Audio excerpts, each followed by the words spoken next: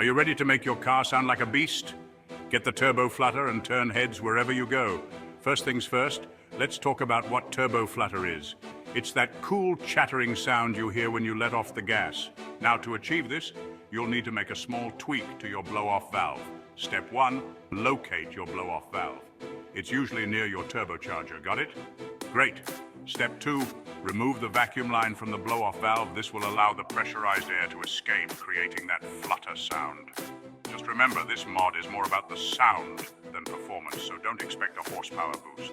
And there you have it. Simple, right? Go ahead, give it a try, and impress your friends with that awesome turbo flutter. Like and subscribe for more cool car tips. See you next time, turbo fans.